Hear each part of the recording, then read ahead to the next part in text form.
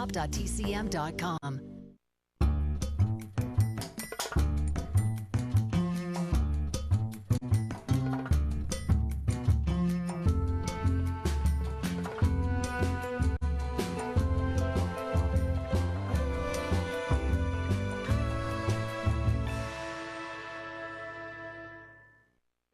Hi everybody, welcome to Turner Classic Movies. I'm Ben Mankiewicz. Yesterday at 6 a.m. Eastern, we started our 48-hour salute to the mighty MGM with the studio's first monster hit, the 1925 silent version of Ben-Hur, A Tale of the Christ.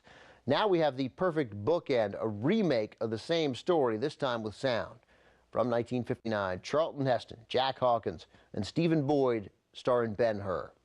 This is the story of a wealthy prince who turns against the Romans occupying Jerusalem. The rebellious prince is arrested, then made a slave, but that's just the tip of the chariot. Ben-Hur comes from a novel written in 1880 by Lew Wallace, a Civil War hero.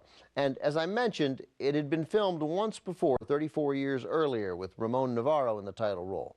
This 1959 version was made at a time when movies were still being produced quickly, often in just weeks, certainly not usually longer than a few months, but Ben-Hur took 2 years to produce. The late 1950s and early 60s was an era of big, grand movies, and Ben-Hur, it was the biggest yet, the most expensive movie ever made at the time. There were 6,000 extras in the chariot scene alone. Once it was all said and done, MGM ended up spending more than $10 million on the production, and the survival of the studio was depending on the success of the film. If the movie flopped, MGM was likely history. Not surprisingly, the production was particularly stressful, and then just 6 months into shooting, producer Sam Zimbalist collapsed and died of a heart attack. He was just 54 years old.